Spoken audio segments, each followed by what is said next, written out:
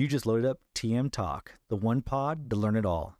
I'm Professor Tommy. And I'm Professor Ashley. Whether you're new to the Pokémon TCG or a seasoned trainer, we're here to help you level up your play, master the rulings, and grow your community one episode at a time.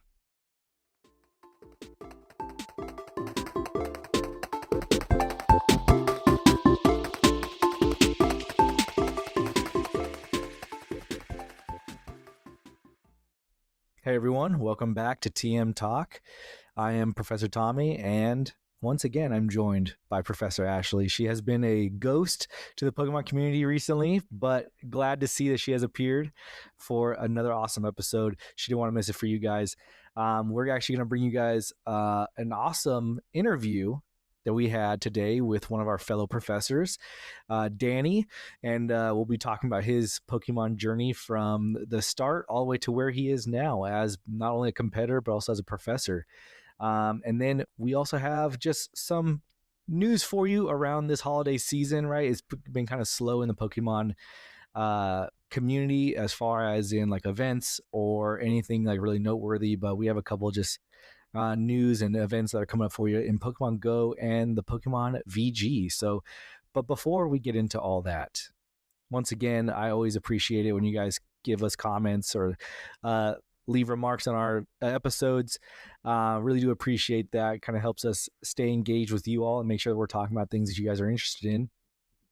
So from our past episode, we had somebody on YouTube, DPasula63, commented and said, I wanted to add to the practice point.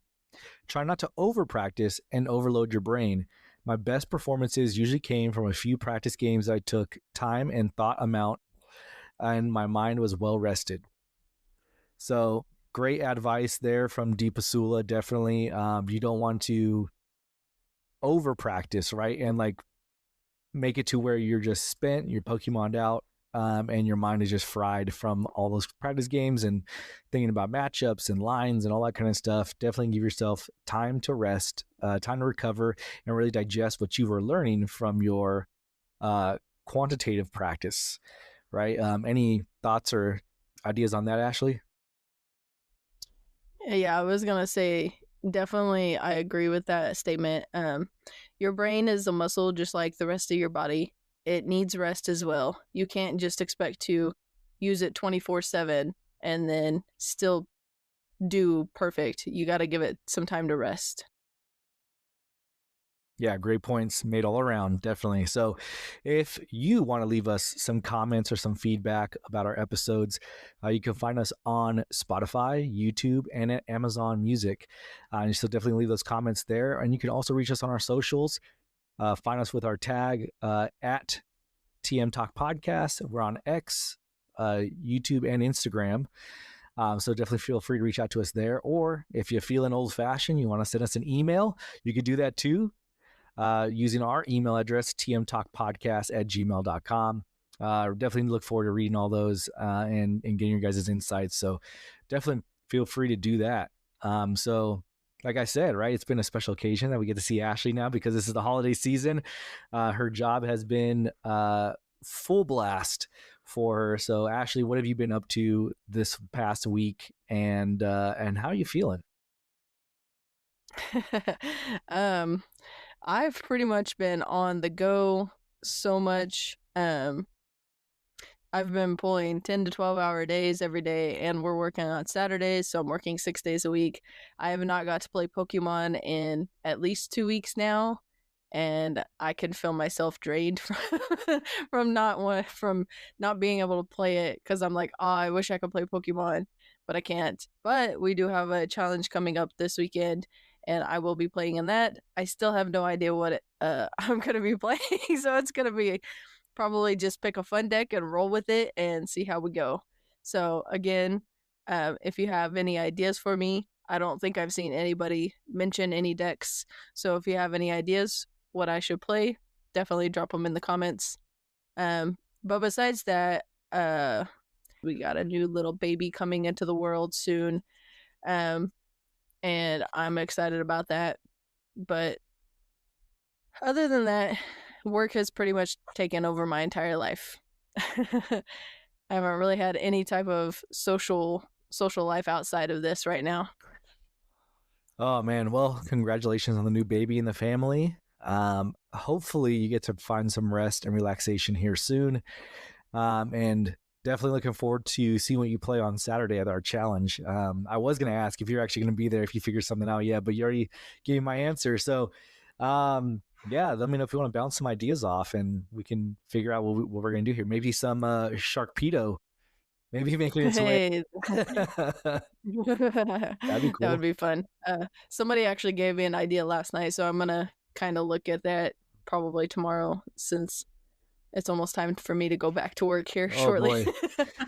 Oh, I hear that. So thanks for taking the time to record this with us. Yeah, I mean, for me, pretty much more the same. Been busy at work. Um, Finally got back from my trip from Vegas. Was able to go attend our Pokemon League meetup this past Tuesday. It was great to see everybody again. Glad to see that people are still playing, still enjoying it, especially during this kind of lull that we have. But we're not in a lull. Our local league, we have our challenge this Saturday. We have our cup next Saturday. So really looking forward to that. I'm judging both of those. And who's going to be helping me on the cup for next Saturday is going to be our interview guest, Danny. So that means that Ashley gets to play in that cup. Let's So go. looking forward to that as well, giving her the opportunity to flex her TCG muscles there and try to come out on top. So looking forward to that. But as you know, usually what we do is kind of jump into some tournament results and let you guys know how everybody's doing across the band here on the competitive scene. But as we talked about last week, that Stuger was really the last regional or major event that we're going to have until after the new year. So what we have for you instead is just maybe some things to help you kind of go through this lull. Maybe you're kind of wondering, hey, what can I do with Pokemon if I'm not playing competitively with the TCG? What else is out there that I can do currently? And of course, Pokemon Go, Pokemon the VG, all has a lot of cool events and things coming out. So especially for Pokemon Go right now, because of the holiday season, they're going to actually have a winter holiday event. So part one here takes place Thursday, December 18th at 10 a.m. Local time, all the way to Wednesday, December 24th at 10 a.m. local time. What's going to happen is that you're actually going to find some new costume Pokemon will appear during this event, which is going to be the Sudowoodo, Charjabug, and Vikavolt. They'll all be wearing some holiday attire, and you may even encounter a shiny one of those if you're playing. So especially while you're near an active magnetic lure module, you can use 100 Grubbin Candy to evolve Charjabug wearing holiday attire into Vikavolt. It's also wearing his holiday attire as well. So save those magnetic lure modules for that. Of course, you're going to have a bunch of event bonuses. You have an increased chance to hatch a shiny Pichu wearing a festive hat and shiny Chubchu wearing a holiday ribbon from 7K eggs. So save those 7K eggs. See if you can get yourself a shiny Pichu or a shiny Cubchu. That'd be pretty cool. And then there's also major milestones you can do with the Pokemon Go pass that's out there when you buy that pass. And you will even have wild encounters. You'll find event themed Pokemon in the wild, including Swinub, Snorunt, Spheal, and more. So definitely enjoy that. Hopefully you get some of that awesome stuff, which is the Pichu, the shiny Pichu, the shiny Cubchoo, all those festive holiday Pokemon. So looking forward to that. So if you're into Pokemon Go, definitely don't forget to check that out. It is starting on the 18th and goes all the way till the 24th. And recently, if you like raid battles, especially Gigantamax raid battles, Snorlax is coming back to the Max Battle Day, which is going to be on Sunday, December 14th from 2 to 5 p.m. local time. You can find Gigantamax Snorlax, and if you're lucky, you may encounter a shiny one during that time as well. So definitely make sure that you get your battle raid group together. Go find those Gigantamax Snorlax on December 14th and try your best to get that shiny, or even just to get yourself one if you missed it when the first time it came out. So I'm definitely going to try to do that. It's kind of hard here locally to get that many people all together, but hopefully I can get the family out all at one time and we can see if we can do it from there. So hopefully it's going to be a good time for us to get that Gigantamax Snorlax. Hopefully it's a good time for you guys as well. So those are just kind of some of the updates that you can find about Pokemon Go. If you want to learn about anything else about Pokemon Go, definitely check out PokemonGo.com. Check out their news section. You can find out all the different events and new Pokemon that are coming out through that. And as well, you can always check it out through the app on Pokemon Go in the news section as well. So hopefully you enjoy that time. Ashley, are you playing Pokemon Go while you're traveling around? Please tell me you are. You're getting some new Pokestops and you're catching some Pokemon out there at least. uh, Unfortunately, I'm not playing it while I'm working. I don't want to get in trouble. Uh, but I do plan on, now that I know that there's going to be a Sudowoodo in festive gear, I always love getting the festive ones. They're really cool to have in the collection, and especially if they can evolve into their bigger forms. I like trying to get multiple and then evolve them through. So I will be playing. Hopefully, get a Sudowoodo. Maybe I'll get lucky and find a group big enough to get the Snorlax. But if not, then I'll just have to pass on that. Yeah, no, I totally understand that. Definitely not trying to get you in trouble. Do the right thing. Don't be playing on your phone while you're working. But if you stop driving and you're on a break, check it out. See what pops up, because even they're going to have a festive of the Winter Holiday Part 2 event, starts on December 24th all the way through December 29th. And that is going to be the premiere debuts of Roly-Collie, Carkol, and Colossal. I can never say the name of those ones right. Those are tongue twisters, but we're getting that whole Pokemon line in Pokemon Go. So those debuts during the end of the month as well. So have fun with that. Check those out. And you're going to have some raid Pokemons as well. We're going to see Galarian Mr. Mime. Of course, the Sudowoodo, the Charger Bug, will be out there in 3-star raids. And then you're going to see some Alolan Sandshrews, the Galarian Darumaka, and the Roly-Poly all at 1-star raids as well during that time. So definitely a lot of opportunities to catch some of these new Pokemon or these Pokemon in their festive gear. So good luck with all that.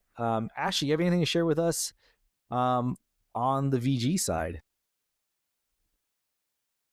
I do. We just had, so if you've been paying attention, Legend ZA came out. I don't know, it's been a couple months. I've kind of lost track of all time right now. But Legend ZA came out, and now the DLC has officially been released, and they have 22 new Mega Evolutions. So the DLC is called Mega Dimension. So if you're looking to expand your playtime in Legends EA, definitely recommend picking that up. I'm not gonna pretty much explain all the Pokemon, but I'll give you a couple of the new Megas. So we have Mega Raichu X and Raichu Y, which those were kind of teased in the trailer that Pokemon came out with. So we kind of already knew that those were coming out. So other than that, we have Chimecho, Absol Z, Staraptor, Garchomp Z, Lucario Z. You see how they're coming out with all the X and Z's, or the Y's and Z's. And then we also have Heatran. And then I had to make sure that Professor Tommy knew about this one. I said, hey, did you see all the new Mega Pokemon that were released? Because your favorite Pokemon got a Mega form. And he said, oh, I didn't. So I had to spoil him.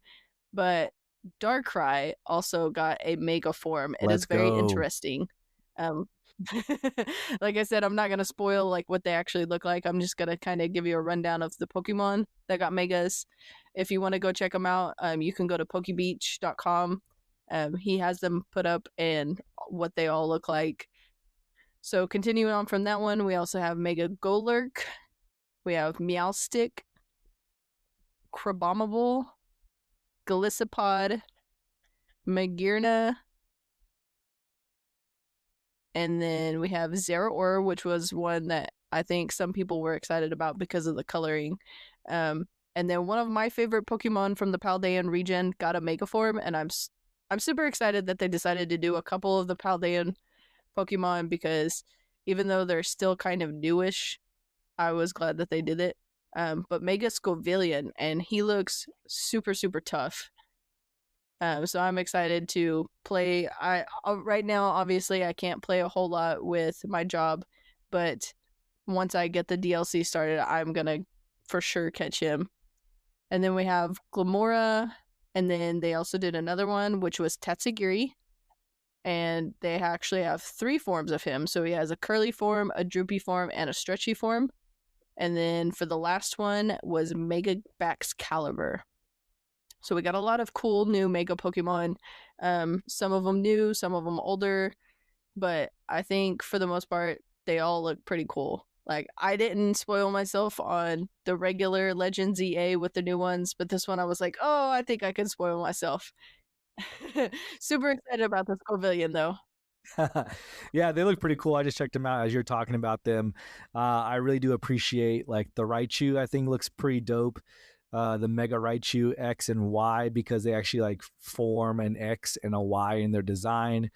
So I thought that was pretty cool.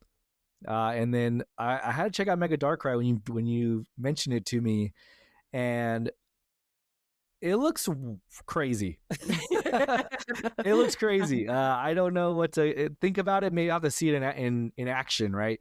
As it's attacking and moving around and stuff like that. So interested to see how that comes out. But all these look pretty cool. I mean, nothing.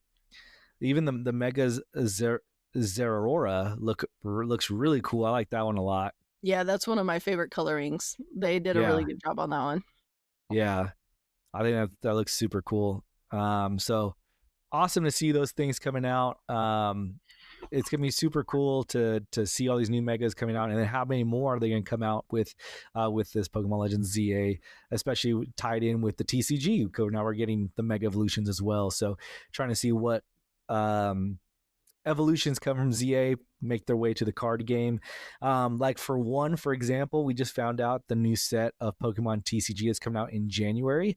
Ascended Heroes is coming to us, and that the main star of that set right now is the Mega Dragonite EX.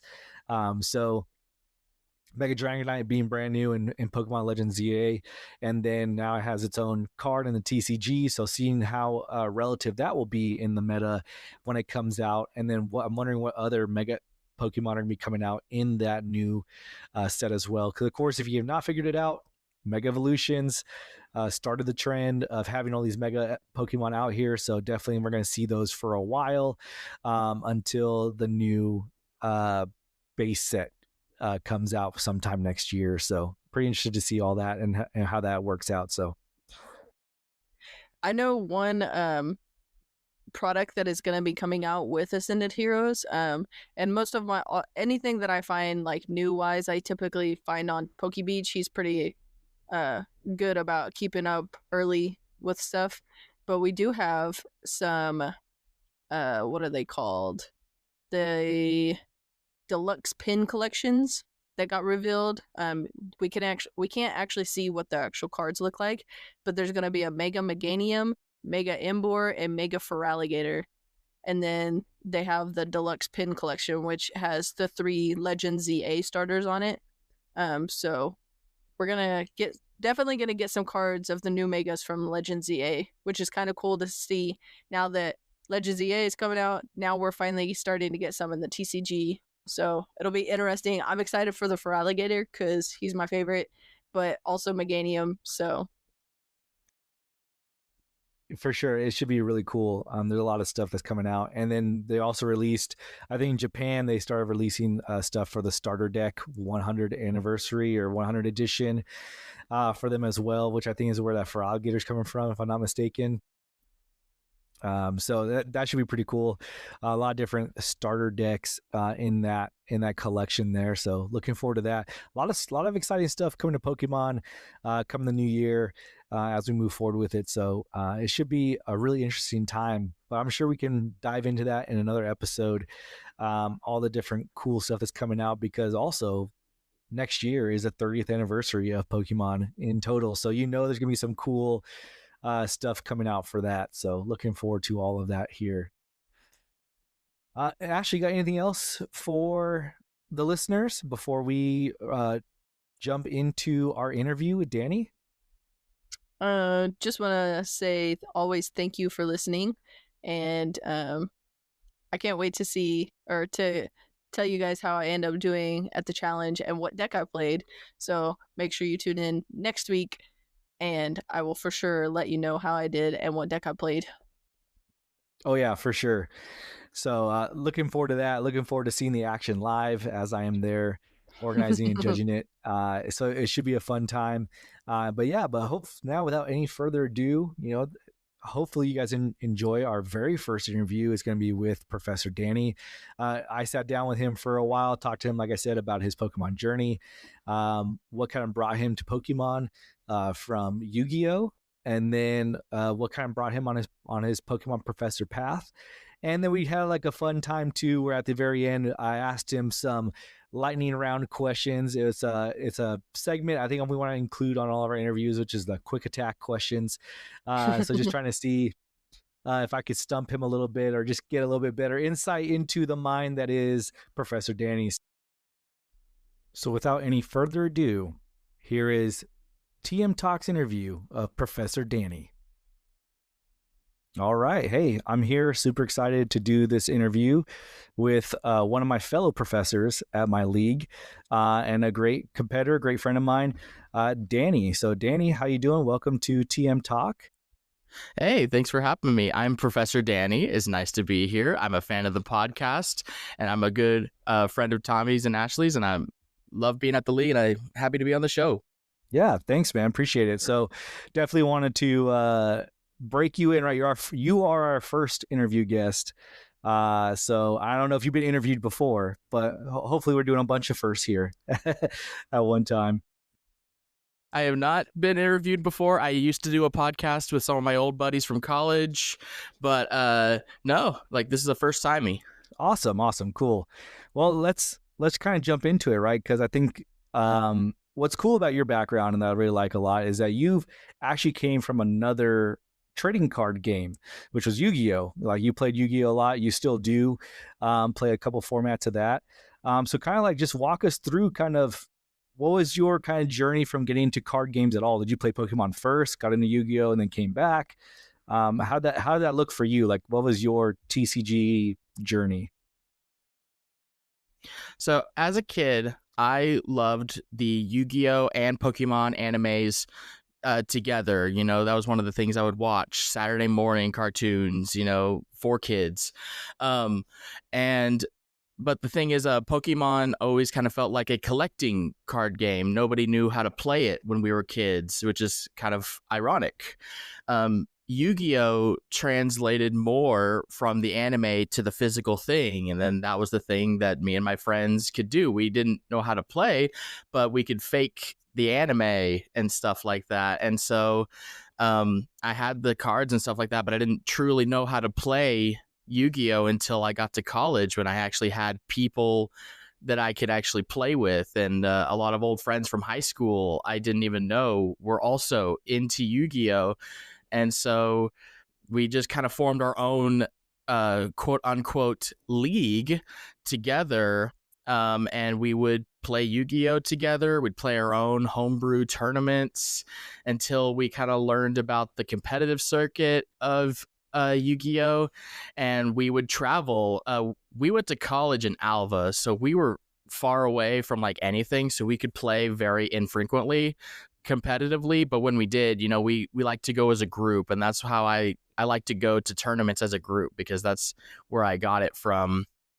And then most of us just kind of stayed with it. Some of us kind of came and went, but I really stuck with it with some of my friends, playing competitively for about 10 years, kind of with the ebbs and flows of how the game evolved and stuff like that.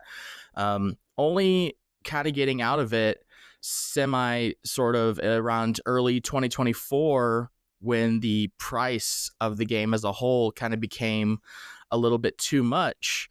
I always had the Pokemon card game in the back of my mind because I tried to pick it up in 2017. That's when I kind of first learned how to play it and really got interested in the cards and saw just how cool the card game actually was and how fast it was. Because Pokemon is always kind of considered a slow card game like Magic the Gathering. But it's actually a lot faster, like Yu-Gi-Oh is. It's just the interaction is different, and that's what I really, really liked about it. But there was still nobody to play with, so it was always in the back of my mind. And then when 2024 came around, I decided if I have to drive an hour to just my Yu-Gi-Oh locals, I can drive an hour to my Pokemon locals, because I didn't even know that we had a league here in Enid already established. And then so I went to our card shop at the time, just kind of see what was up. And then the store owner at the time told me that there was an established league already here specifically for Pokemon, kind of conveniently. And so then I just kind of started showing up, and then the rest is history. Yeah, that's awesome, man. Yeah, because same as you, like I really enjoyed the animes together, and I totally understand what you're saying when you said like Pokemon always seemed like a collector's kind of thing, because Pokemon was more about like the story of Ash and Pikachu and how they went through and like battle Pokemon. Like it was, I feel like it was more tailored toward the video game, right? Like the Game Boy game and stuff like that. Like you want to be Ash or whoever you want to name your character as and go through that same tournament. Where like I feel like Yu-Gi-Oh was always like, yes, it was about Yugi and his journey and all that kind of stuff, but they had the card game in the show, and man, I was so disappointed. I was like, man, I want a dueling disc because I want these things to come to life, and they never did it for me. So I don't know if you had the same disappointment when you started playing Yu-Gi-Oh, or if you got a dueling disc, you're like, why aren't these things showing up in front of me so I could battle people? So I actually did have all 3 dual discs that they made. I wish I still had them because they were super cool. I think I already kind of knew that the what is it? The hologram technology was probably never going to exist, but we could just pretend in our heads, me and my friends, and that's what we did. We would go to the schoolyard after school, and just pretend. But you are right. The just card game translated so much better, and me and my friends would play the video games together more than the actual card game. So, because they just translated so much better from the show, and it was just easier to play like that. Yeah, no, for sure, and that's really cool that you actually were able to find a group of people and some friends that were into Yu-Gi-Oh just like you were, and be able to start, like you said, like your kind of like unofficial league, and then being able to compete together and stuff like that. So that must have been really fun. How far did you get in Yu-Gi-Oh as far as competing wise? Were you like really on the competitive scene? Did you just do it just here and there because a tournament came up that was close? What'd that look like for you? So as far as I got in the competitive scene, I got as far as the YCS level, which is the Pokemon equivalent to a regional. Yu-Gi-Oh! YCSs are also 2-day events, and are also much bigger with Top Cut. No cash prizing. We could talk about that later. But I got about as that far. I got actually an invitation to play in a remote regional or a remote YCS. I assume since you play One Piece, you know of remote play. Mm-hmm. Yeah, for sure. Yeah, if you like, go ahead and explain it to our audience, though, who may not be familiar with that. Right. So remote play is done all through Discord. These specific card shops, like vendors, will host the tournament in their own little Discord channel, and then they'll have a separate room specifically for all the tables, because you'll have a couple thousand people in the same Discord server. And so what you do is you will be positioning your camera in such a way to where you could see your whole field and your hand, and then you will be looking at your screen, looking at your opponent doing the same thing, and then that's how you play. You'll ask, how would you like to cut the deck? Or, you'll ask the same information that you always have. Yu-Gi-Oh! Has its own first party app that allows you to read cards legally, because maybe over camera you can't see everything. So you can use the app to read the cards that you can't see. But that's essentially how remote play works. I was invited to a remote YCS because I won a VIP locals, which sometimes locals will host VIP events where it's essentially like a normal locals. And if you win, you get a 2-round bye going into this YCS. So you basically are starting 2-0 and your entry is free. So you get free 5 packs just for winning this little like locals. And that's how far I got. I have a few regional top 8s and like a couple of invites as well. For topping a regional, you get an invitation to nationals. Unlike Pokemon Nationals, where you can just sign up and go, you actually do need an invitation, which you can get by either getting the invite at a regional or a YCS. Sometimes there's also like last minute qualifiers and stuff like that. But that's about how far I got on the competitive scene. I really tried to take it as seriously as I could, but either due to price or travel issues, I could just never get into it as much as I would like to have. Yeah, no, for sure. I mean, it sounds like you're doing pretty well in the competitive scene at Yu-Gi-Oh! So that's pretty awesome to hear that and know that. So as you transition, like you talked about how like the card market got really expensive, and then you just really kind of came to the conclusion that like, hey, look, I can get into Pokemon as much as I can get into Yu-Gi-Oh! So what do you remember about the first time you played Pokemon?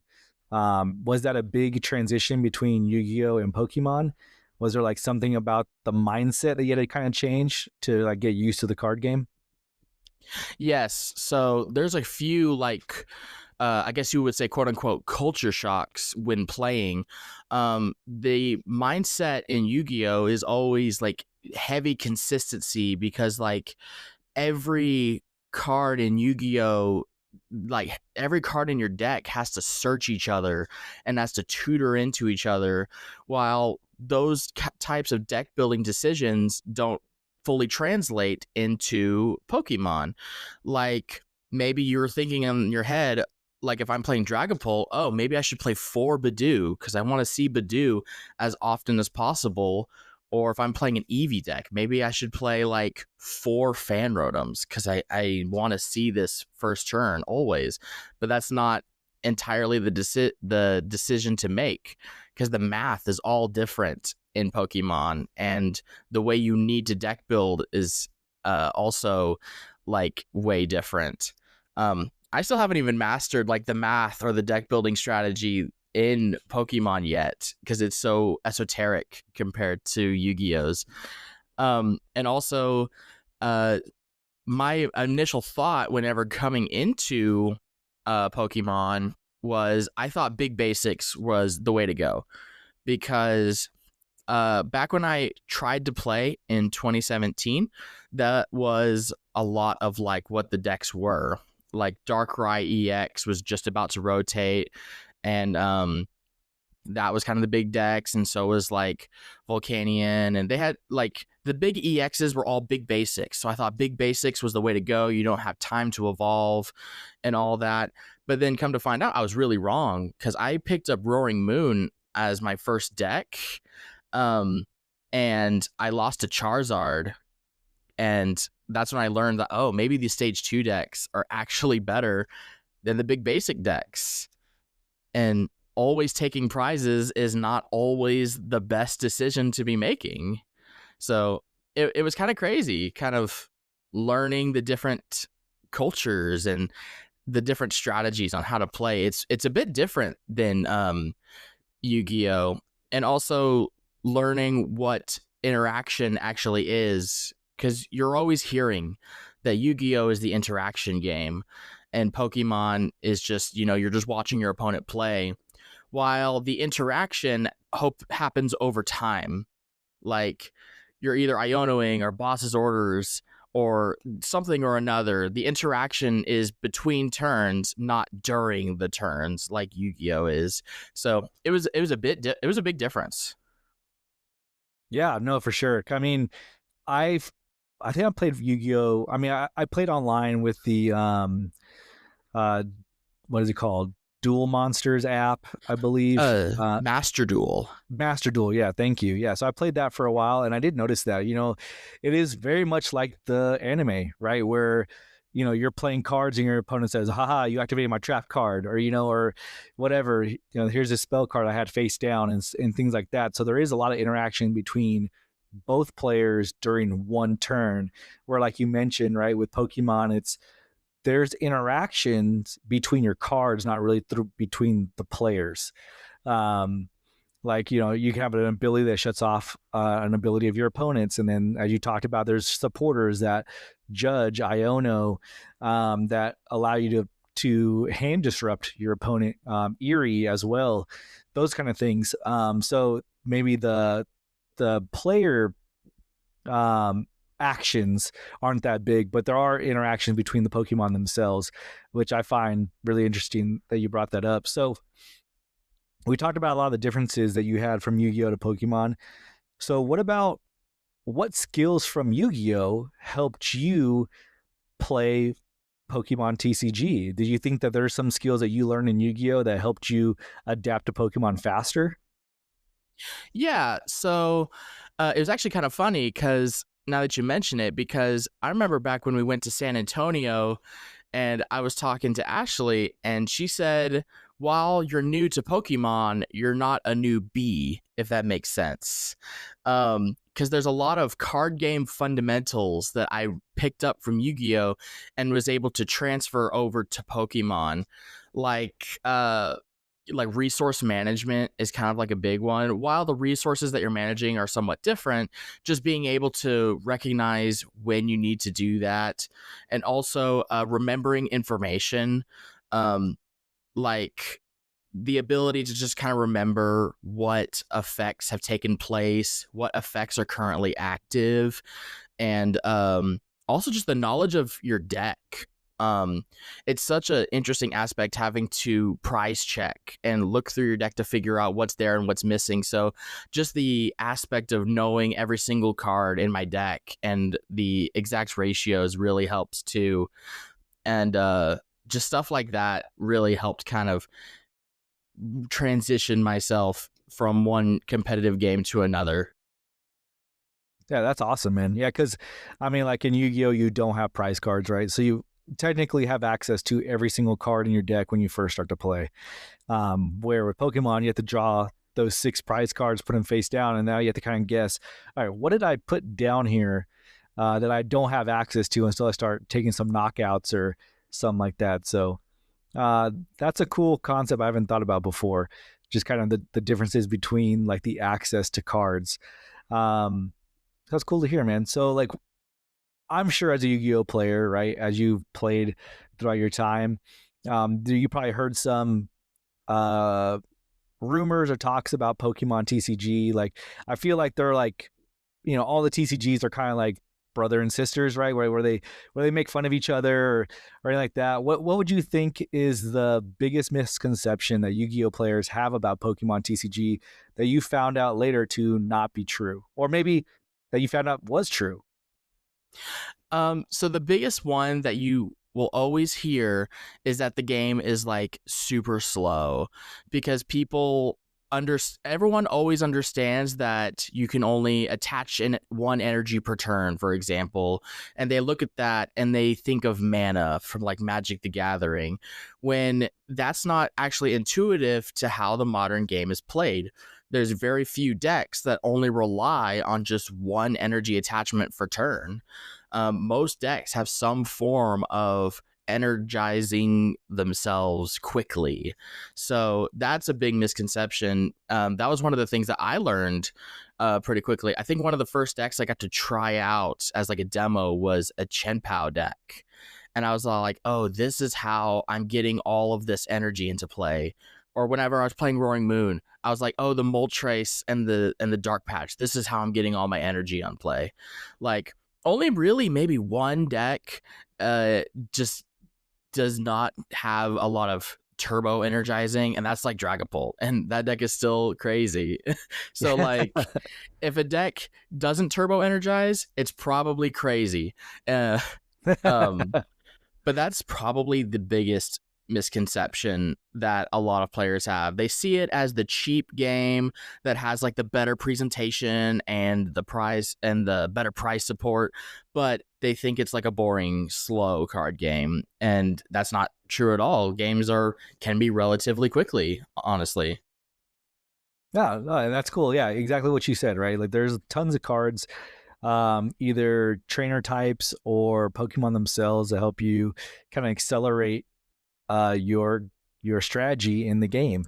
Perfect example is Charizard EX, right? Where it can, once it evolves, you can search 3 fire energies from your deck and attach them to your Pokemon any way you want to. So you can self-accelerate the Charizard, or you can use Charizard to accelerate another attacker to go ahead and go up front. So I think that's pretty interesting to kind of know that people don't understand those kind of play types and strategies that are in Pokemon. Huh. So that's cool. So how would you compare the tournament atmosphere between Yu-Gi-Oh and Pokemon? So the competitive atmosphere at Pokemon events has felt much higher of a production. It's hard to really explain when you get there. There's obviously a ton of people, just like at Yu-Gi-Oh events. Everyone's, kind of elbow to elbow a lot of the times. But the production quality that Pokemon really puts into like their events, it really does make it feel special to like be there and special to watch. Regionals in Yu-Gi-Oh are obviously smaller, and I've never been to like an in-person YCS. But I have seen just the atmosphere is so much more empty, and a lot of times the final games aren't even like streamed for Yu-Gi-Oh if the event is streamed at all. And I know Pokemon has events that they won't totally stream entirely as well, but they always make it feel special. And it feels pretty inviting. I've never gone into like a game of Pokemon against a stranger and felt like I wasn't wanted to be there, or that my opponent was going to talk down to me in some way, you know. And I don't want to say that like necessarily everybody in Yu-Gi-Oh is like that, but I've had a lot of games in Yu-Gi-Oh where it feels like the opponent does feel like he's like better than me, or like trying to talk down to me or something. So like it feels like a very inviting environment, and just like a good celebration of like the card game and the IP, which is really nice and refreshing. Yeah, for sure. I mean, I have always ran into people who are very welcoming of others into the community, into the game, especially even at like we're talking about higher events like regionals, internationals in Pokemon, where there's just people there who just love Pokemon and love to have fun and love to compete and like play the game. Maybe they're not doing the best at it, but they like love it, and like love to share that enjoyment with others. So I do find that a lot in the community and stuff like that. And that's what really has drawn me to it, is because of that very welcoming environment. No matter who you are, what you believe, or like what like whatever floats your boat, you are very welcomed in Pokemon. So Yeah. I think that's super cool. So as we talk about these tournaments, right? You've been to a couple Pokemon tournaments now. What has been your favorite Pokemon tournament experience so far? Oh man. Nothing. Oh man. So I'm also thinking about all the cups, because I've been to a few cups and challenges as well. I still think Nats is probably still just my favorite one, because of not only just the circumstances surrounding it, but also my performance that day.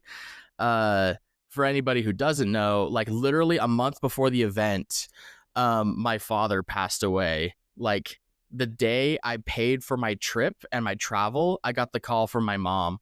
And so the whole month before, I was dealing with that, and also dealing with a lot of like home issues, like home appliances going out that had to be replaced. So I had just barely any time to truly prepare for this huge tournament, and everybody else in the league just felt so much more prepared than me.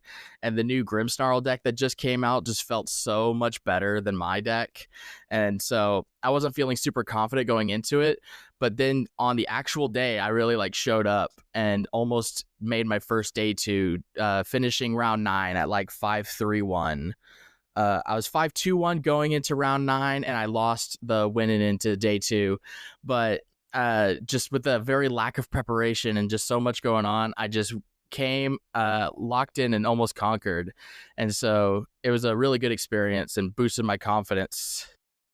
Yeah, man, I remember that, and that was like so crazy. We were like trying to hype you up, like, dude, like you're doing it, man, you could do it. So it was really cool to see that, especially from somebody in our group making it that far, and that close to making it a day 2, not just a day 2 like at a regional, but an international, which is even that much more competitive, that many more players. Yeah, yes. So that was amazing, man. So talk to us a little bit about like your like the deck or archetype that you feel most at home with. I know this. Let's talk. Let's let everybody else know this too. Like, and like, what do you feel most comfortable playing, and what drew you to it? Oh, so the deck I definitely feel the most comfortable with is Dragapult Dusknoir. I have been playing that deck since February, quite literally right after San Antonio, like last season.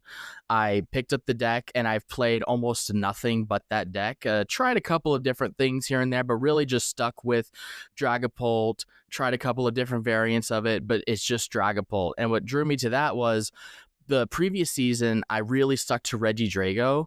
That is probably my favorite deck in Pokemon history in my short time playing. That's just like my favorite deck I've ever played, and I love playing Expanded because I get to play Regidrago at probably its most powerful.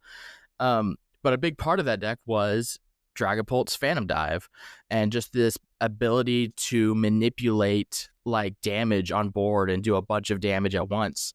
And that's what kind of drew me to the deck, and just having to take your time and patience. And Badoo is such a broken card, and I just love playing like probably what is the most broken cards in the game. And I feel like Dragapult Dusknoir just has most of the most powerful cards that you could put into a deck, all kind of put together, and probably one of the best attackers in the game currently. And also it has a long longevity too. I know Pokemon has rotation, which is something that Yu-Gi-Oh doesn't have. So I like to look at a deck and see how long can I play this? How long is my investment going to last? And I picked up my Dragapults around Twilight Masquerade. And so I have literally from then all the way until I believe it's 2027 when Dragapult rotates. So yeah, you're right.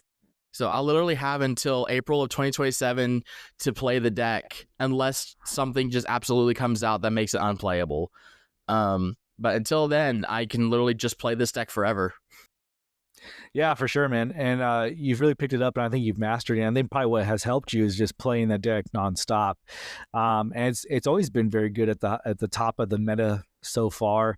Let's talk about some of those cards that are in there that are very powerful, broken, as you mentioned, right? You talked about Badoo. We also know that Monkey Dory is in there. We talked about Phantom Dive with Dragapult. And then even like a lot of supporter cards that are in there, like Latias, the Dusknoir package, of course. And then even to clean up games, Blood Moon Ursaluna in there as well. So, I mean, a lot of great cards that are in there. What do you think the combination of those cards, or is there anything else that's out there that you're like, yeah, this is really what makes this deck tick? And like, what kind of advice could you give to people who are thinking about picking up Dragapult? What should they know about the deck? So what I love about the deck is that a lot of its support feels very generic. Like cards like Dawn and Hilda and Lily's Determination don't feel like they were specifically made for Dragapult, but because Dragapult needs just such generic support that it kind of goes hand in hand with the deck. I feel like some of the cards in combination with each other that make it really broken are things like Counter Catcher and the Dust Noir package, to be able to not only place a good amount of damage, but also give you a prize card. So then I can go ahead and kind of put myself in an advantageous position. And Lily's Determination also getting turned off thanks to the Dusk package as well is just kind of one of those little icing on tops that's really nice too. Biggest advice I always think about, and I will always contribute my losses to, is you need to take your time. You need to be patient. You need to really like pace yourself, but do as often as you can. Get it back if you need to. Really establish your board and see what you can do about board wiping, or at least taking out as many pieces of your opponent's board as you can. Most of my games that I've lost, I knew were from me being just impatient and being greedy. You really just kind of need to take your time and not rush things. That's kind of like, there are times to get fast and rush, but most of the time you're always just wanting to take your time and build up your board as much as possible. You'll notice games of Dragapult players with like 20 cards in their hand because they're just continuously building up that advantage with the Dracloaks and just item locking and keeping as much support in their hand as possible, because they need to combo a ton of cards together to really just take these massive swings and advantage in tempo. And that's what I really like about it. Yeah, for sure. And that is one of those decks that you have to have that patience for. And that's something I don't have, right? I like to play decks that take prize cards, that go big and go, start swinging right away.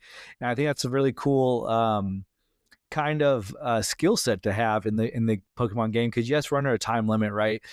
Best of ones is 30 minutes. We have best of three, that's 50 minutes in our Swiss rounds.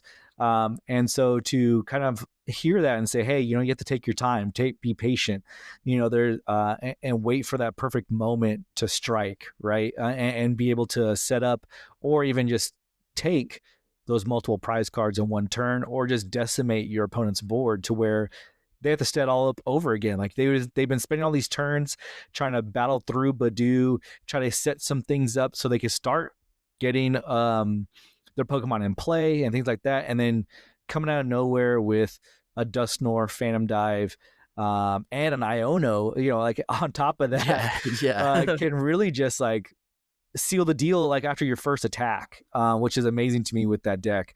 I just wish I had the patience. Maybe that's something I got practice. So on this edge of us giving advice, right? What's one thing you wish you knew before you attended your first Pokemon regional? One of the first things I wish that I knew was first of all, I wish I wasn't gonna be sick. I was sick actually going into my first regional, San Antonio. It was awful. I had to get my doctor to send me medication and stuff like that. What I wish I knew going into it was just kind of like what to expect, like player wise. I kind of went in, I think, with a little bit higher expectations for myself, not knowing just how high the gap is. And I wouldn't say I did bad at my first regional. I went 4-4-1, so I did point. But there was players there from like different states and like different countries that I played against. And I felt like I was a lot better than I was. So it was kind of a humbling experience. So I kind of wish that I had just that a little bit more set expectations a little bit, because I just wasn't expecting just how big exactly it was, because I hadn't been playing. I think I maybe had been playing for just a year whenever I went to my first regional, and by that point I think I had my challenges maxed out. So I thought I was pretty good. I thought I was like, I'm really good. Like I might like top this thing. But then I realized just how tough it actually is to make a day two, how tough it actually is to cash at these events and stuff like that. So just kind of having the set expectations and stuff like that. Yeah, that's great advice, man. Because I think it's easy to get like this big fish in a little pond mentality, right? Of like maybe you're doing really good at your locals, and like you are top in challenges and cups and doing that quite often because not to say not to diminish anybody's accomplishments, right? But like to say like, hey, like maybe you're playing that better deck and maybe you are that better player and you know what everybody else is playing too, so you kind of have your strategy set up. But then to jump from locals playing challenges and cups and then just jumping into a regional, where you have, like you said, right, you have players from different states, different countries coming, and really flexing that muscle they have, of like, hey, I play 40 people challenges at my locals. I'm like, oh wow, I have 6. So Yes, yes. and so like they have a vast a bigger pool of competitors to compete against. And of course, there's so much to that.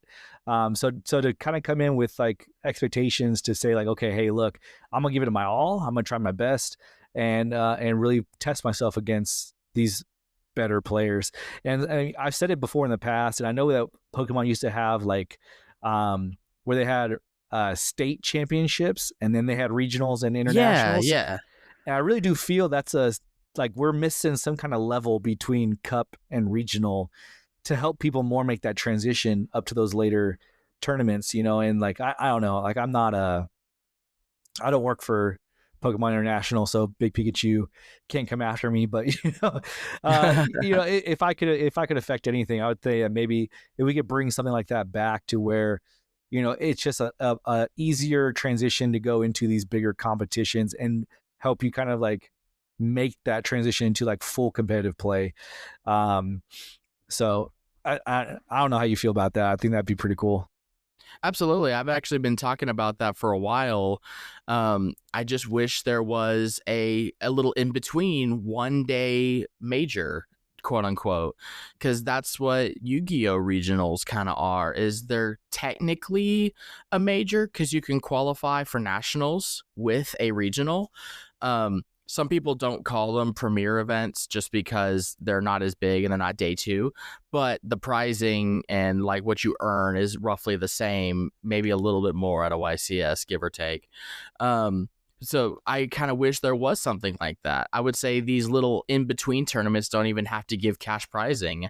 I would just be happy with a way to play competitively at a somewhat smaller level than a regional and less of a commitment as well. Yeah, for sure. So Big Pikachu, if you're listening, maybe bring back state championships. Yeah. So let's switch gears here a little bit, right? We talked about how you, Danny, the competitive player, has gone into Pokemon. Let's talk about Danny, the professor, right? So like, what inspired you to become a Pokemon professor, and how did the professor program compare to what you expected going into it? So, what inspired me to come into it was at the time I had already my challenge BFLs maxed out. And at the time, I wasn't quite sure what to do next because, cups kind of come, every 3 months. But every month, I'm all like, I kind of feel bad entering these challenges because there's nothing left to earn. So what do I do? And then I thought to you and Ashley, you guys don't get to play very much. I don't think you got to play at all in the 2024 season. Pretty close. Pretty close. So I was all like, this would be a great opportunity to kind of get deeper, but also like give the other professors a chance to actually play and like step up a little bit and like become like a leader in this. The professor program is actually a lot deeper than I thought it would be, because I've taken the judge program in Yu-Gi-Oh! And it was a test. This was also about 10 years ago, but it was a test that had questions that were no longer really relevant to the current card game that I was playing. So it was a lot of old rulings, but nothing really actually involving the handbook. The judge test for Pokemon actually really involves the player handbook and like the judge handbook and stuff like that. So you really got to know the policies as well, because I only maybe sort of recently kind of learned more about the tournament policies for Yu-Gi-Oh, and that's because I still kind of keep up with it, and to kind of learn what they're doing more at tournaments and stuff like that.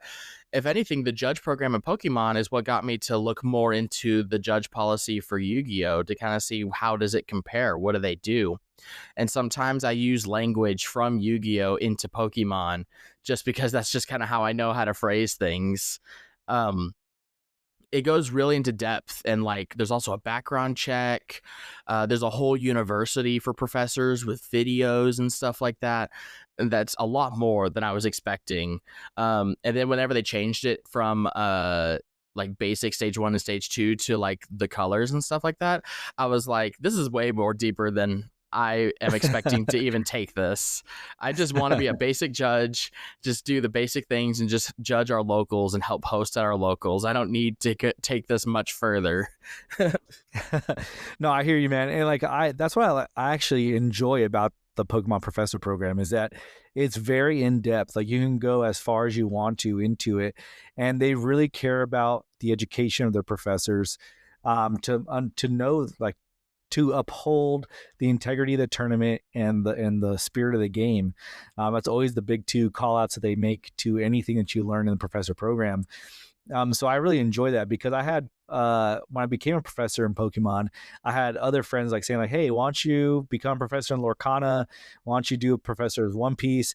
And I couldn't even find anything on how to become one of those on either one for Lorcana or One Piece.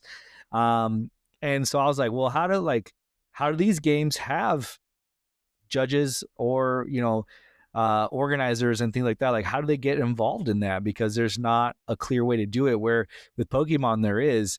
And I feel like it's like one of those things that people know about, like, they've heard about Pokemon professors, but to actually be able to find it, see it, read about it, and learn how to do it is really cool. And like you said, you can go as far into it as you want to.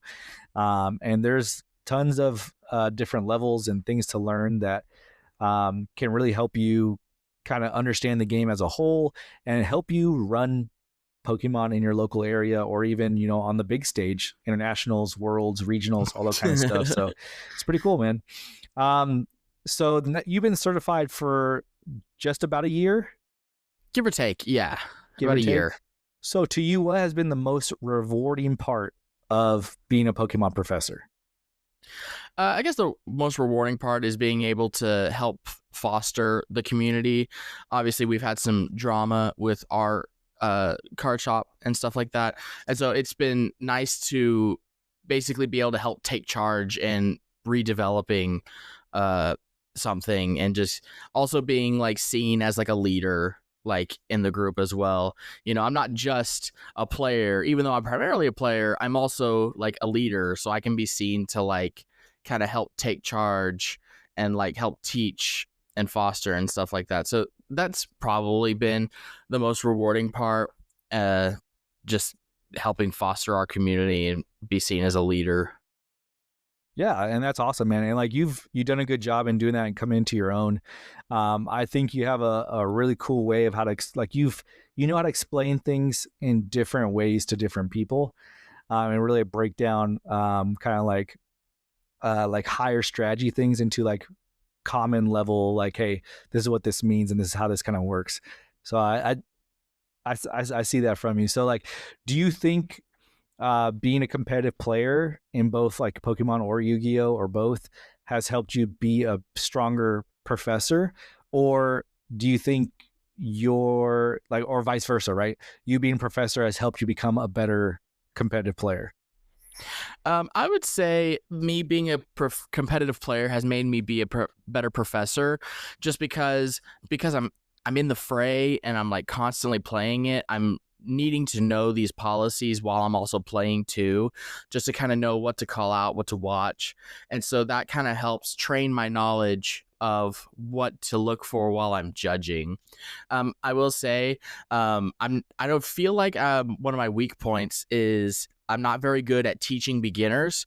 I feel like I struggle in knowing just how to put the information from somebody who doesn't know anything, but I feel really strong about helping players get better and get really good. Like That's something I'm working on, is like, I'm good at talking to the kids, but I feel like I could be better at just teaching people from like ground zero. That's where I feel like I'm struggling the most, because I've been playing competitively in both games for so long that I just know the policies and I just know what competitive play looks like at the very top, like from my ivory tower, but I don't know what it's like in the trenches anymore. No, I can understand that, right? Like I've been there too, where like I've played for so long now that it's kind of like, well, what do you mean you don't know what?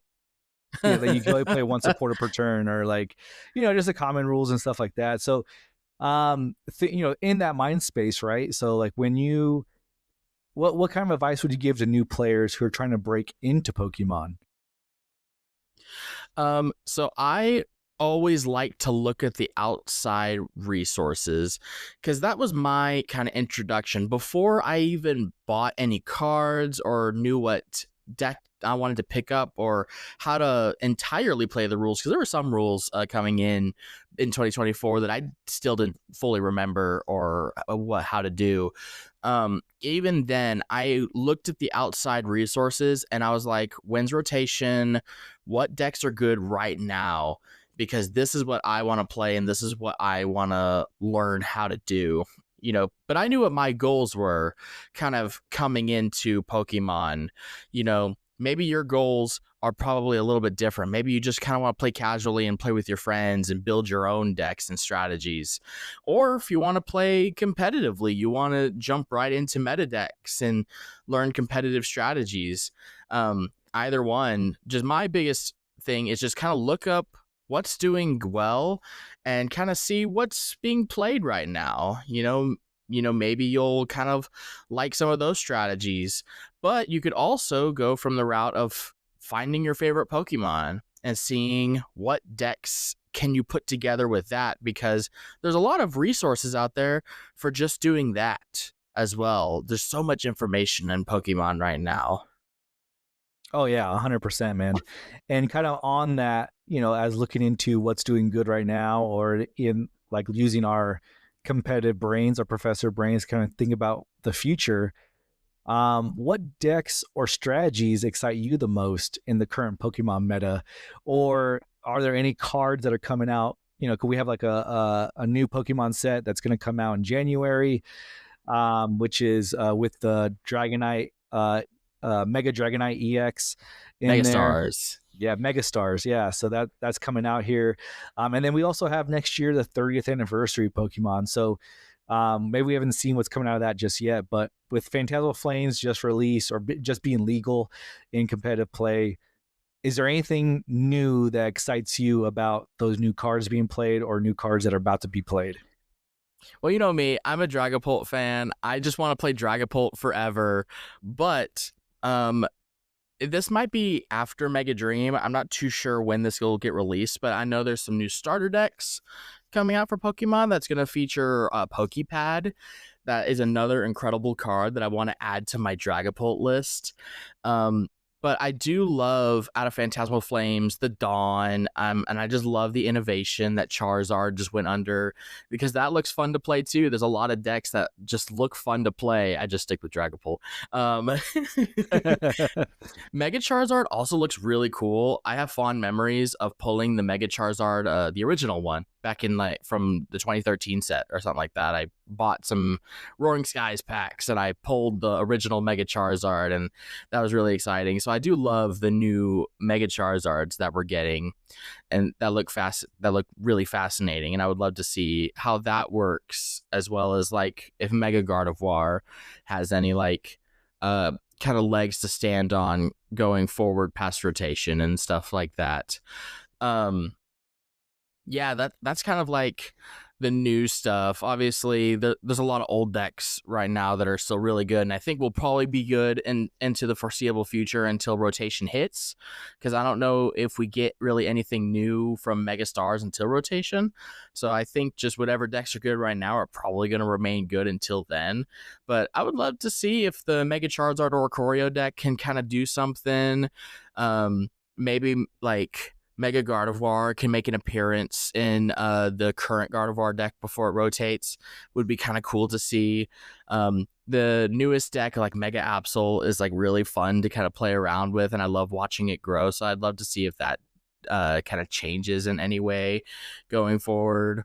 And then obviously Mega Dragonite in the Mega Stars looks really fun to play with expanded Regidrago, because now the power, the damage ceiling that Regidrago and expanded just keeps going up and up and up, because now we're reaching 330 on a Regidrago now, which is crazy. So I Oh man. do want to get my hands on that. Yeah, I mean that's what's so cool about the meta right now, especially in competitive play, that it feels so open. I don't remember. I mean, I haven't been playing for long, but I don't remember a time where I felt like there are so many decks that are at the top that you if you want to play something different, you could still have a really good chance of topping at a big event like a regional or anything like that. Like where, like for example, like you mentioned a lot, right? Is Regidrago. Regidrago when it was out and before rotation, it was super powerful and had no weaknesses. It's the only no deck could really compete with it. So like either you played it or you got beat by it. Um, and that's just kind of like what it was, right? But I feel like now there's so many decks out there. Like you could play Gardevoir, you could play Dragapult, you could play Charizard right now, you could play Zoroark, you could play Goldango, and still do really well, and even still have a chance to win. Right? We've seen all these different decks win these past couple of regionals, so I think it's been really fun. And like you said, right, it's really cool to see all these decks and like be like, man, that looks fun to play. I want to play that, and vice versa. Where we haven't always had that in Pokemon, so hopefully this continues. Right, right. To that point as well, something I love about Pokemon compared to Yu-Gi-Oh is the power level between rogue decks and the meta decks doesn't feel that far apart. Because realistically, like what is a rogue deck right now? Like what's a rogue deck that isn't like in the top 6 right now? Eevee Um, Box? I mean, yeah, you could say Eevee Box is a rogue deck. Yeah. Like Eevee Box or Terra Box, for an example, like either of those decks could technically win a major. Like I could see either of them winning a regional or an IC or something like that. They're not like that far apart. Or even like the Gengar decks, like Gengar Zoroark or Gengar Roaring Moon. Like those decks don't even feel that bad. Like there's some issues obviously compared to the other decks, and that's why they're not as played, but the power level doesn't feel that far apart. The going into the later stages of Pokemon games, and like when you get into the real nitty gritty of Pokemon, it's a lot more complicated than just this deck is better than that deck. While compared to Yu-Gi-Oh, you probably need to be playing like any of the top 3 decks at an event, and if you're not, you're probably just losing. Yeah, for sure. Um, yeah, man. I mean, yeah. So I really hope this keeps happening. You know, like these decks start getting strong. Like other decks get stronger. Like you mentioned, Gengar, with all these Phantasmal Flame cards that came out, it looks really cool. But let's shift gears a little bit. Let's talk about. I'm gonna ask you some fun questions. All right. Cool. Um, if you had to compare your play style to a Pokemon, which one would it be and why? Ooh, a Pokemon to my play style. Um, so I really like aggressive strategies. Like even though I don't play like the big basic decks, like I feel like that somewhat kind of resonates with me. Um, and so if I had to pick a Pokemon that kind of resonates with that really big like aggressive style, I always kind of think of Caesar. Because I remember in VGC and Go, he's kind of this big glass cannon that like sure it has this 4 times weakness to like fire, but what it does is so like strong and like just kind of instantly hits. And I really love Caesar as well. Awesome, man. That's a cool pick, Caesar. I didn't think about that. I was thinking like Tyranitar or what's a like a huge like a Sharkpedo or something like that. But Sizor's pretty cool, man. And you're right, it is very fast, very strong. So that's cool. I like that insight to you. I know you. I know you better now. So, in your collection, man, or just maybe in general, what's your favorite Pokemon card? Either like for competitive or purely for the artwork. Oh, so in my collection, I have quite a few Blaziken artworks. And so I think my favorite might be the gold Blaziken VMAX I have. I thought about framing it in one of my Pokemon frames, but I wanted to keep it nice. So I have it in my collection binder. That's probably one of my favorites. Up there also is the SIR Charizard I got just because my wife found it at a thrift shop and she got it for me. And so somebody accidentally donated an SIR Charizard. So I have that in my collection. And I also have a full art graded Darkrai EX that my brother-in-law got for me. So those are some of my big favorites in my personal collection. Oh, that's cool, man. Well, whoever gave up that Charizard in their thrift store or whatever, I feel sorry for you. You know, I'll shed a tear for you, my friend. But way to come up on that one, Danny.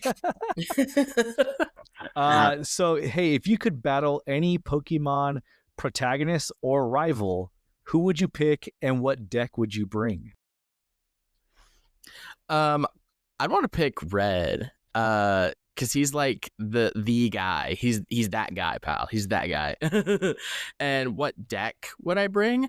From any format or like just from any card pool? Yeah. Let's say expanded. Regidrago Of for course. sure. Regidrago destroys anything in an expanded format. Sorry, Red. Yep. So now if you play the mirror, what do you do?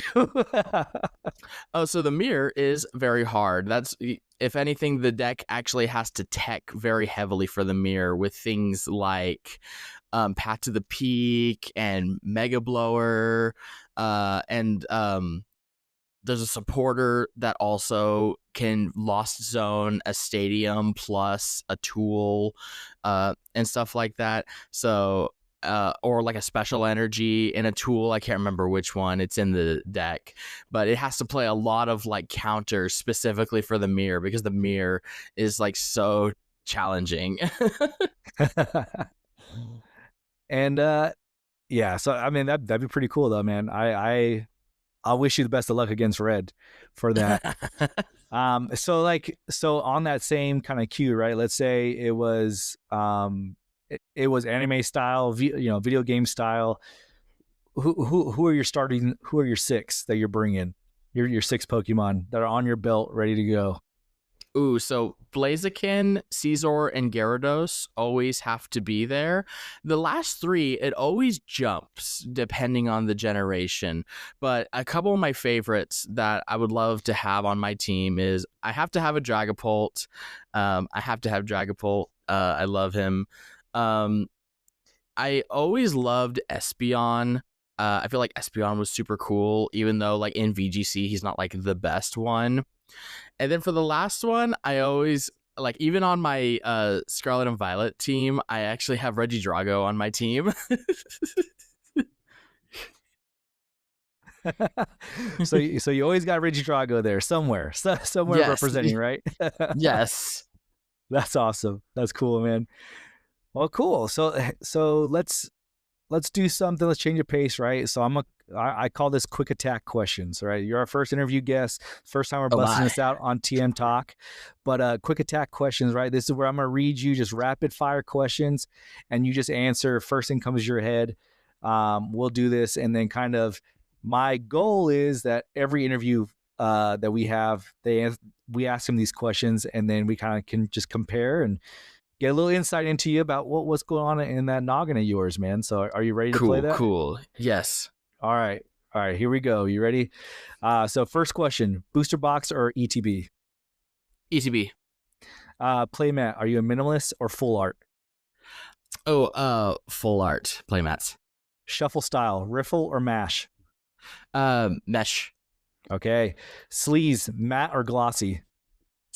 Ooh, like backs, like the backs, Yeah. Yep. gloss, Gloss. matte. Matte. Okay. Yeah, Deck style, aggro or control? aggro. Okay. Favorite Pokeball? Ooh, the quick ball. Okay. Favorite supporter?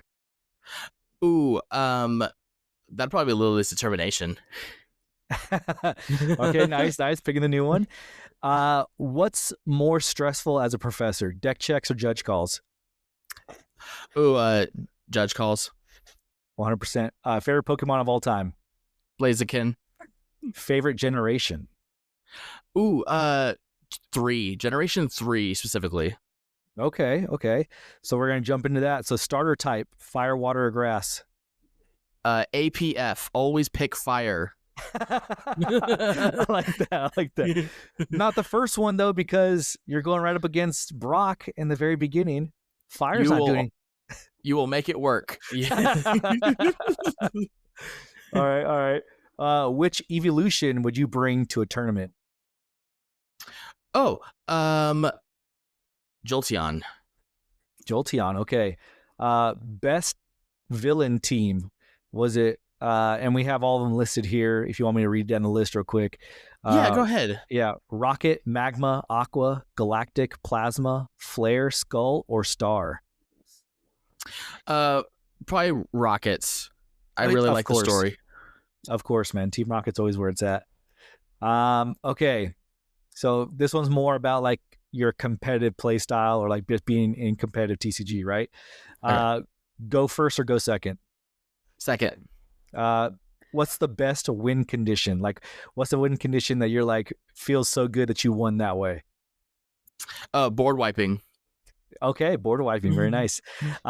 Coin flip, heads or tails? Heads. Heads always shreds. and then damage counters. What are your favorite? Do you like the plastic cubes or the cardboard discs? Plastic cubes. Plastic cubes. All right. So, and then now these were built specifically with your background in mind with Yu-Gi-Oh and Pokemon, right? Pokemon mechanic you think Yu-Gi-Oh desperately needs? Oh, like some onboard draw, like, because like I said, Yu-Gi-Oh has like a lot of searching, but like so many things in Pokemon just have like on field just like draw effects. I feel like Yu-Gi-Oh would be so much faster with it. Okay, all right. If you could only play one Pokemon type for the rest of your TCG career, which type would it be? Dragons. Of course. One card you'd ban right now. Oh, probably Crustle. Okay. And then here's the last question for you. So, guilty pleasure deck you'd love but would never take to a regional. Oh, I would say, that's a toughie because there's a lot of really cool decks. Probably, Raging Bolt. Oh, Raging Bolt. Okay. Yeah. All right. So that's it for quick attack questions. Appreciate it, Danny. That was pretty awesome to get some of your inputs on that. Hopefully you had fun answering them as I had as much fun asking them. So yes. Well, cool, man. Well, I mean, that's pretty much all I got for you, Danny. Do you have anything you want to share with the people or any shout outs or anything like that you like to do before I let you go here? Yeah. So I also make music on the side under the name Quantum Drop Love. It's just me making my music whenever I feel like it. I love songwriting and stuff like that. I helped some friends in another band finish writing some other songs and material and stuff like that. And I just recently released a new song. It's on all streaming platforms and stuff like that. Also want to shout out my Yu-Gi-Oh group, the Sonic Ducks. We just there's not very many of us like these days, but we just still love to play Yu-Gi-Oh and remotely play and stuff like that and go to regionals whenever we can. And I always have this tip going into major or long tournaments. The warrior goes into battle hungry, so do not eat. Do not eat the whole day until your job is done. That's it. That's good. Interesting advice, man. Because I tried to do that, and it's true. Like you are like, especially like at a regional or international, like you just don't realize that you're hungry or not because you're just kind of Yes, you're playing. locked in. But man, when I'm like, okay, it's like 9 o'clock at night, I am starving, bro. Like, where can we go to eat? Just at nationals, I didn't eat the whole day. I didn't even realize it until the whole tournament was over, about 9 o'clock, that I hadn't eaten a single thing that day. And I didn't even calculate in my mind because I was just so locked in and just so in the zone. And I tried to kind of get into that without eating and stuff like that. For smaller tournaments, I don't really mind. I'll have a little munch before I go. But if it's like a big tournament and I know it's going to be several rounds, I'm just like, I'm locking in. I'm going into battle hungry. Nice, man. Well, hey, Danny, I appreciate you being on the show. Thank you so much. I had a really great time talking to you, getting a little bit more insight into your Pokemon journey. And thank you so much for being on the show. And I really look forward to talking to you again. My pleasure. Me too. Have me on anytime.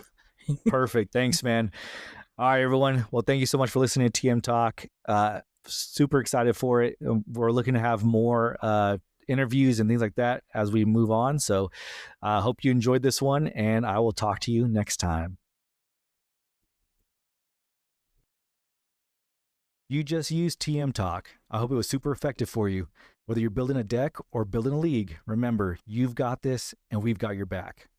If today's episode boosted your stats, share it with your party. And until next time, keep training, keep teaching, and keep passing that knowledge on.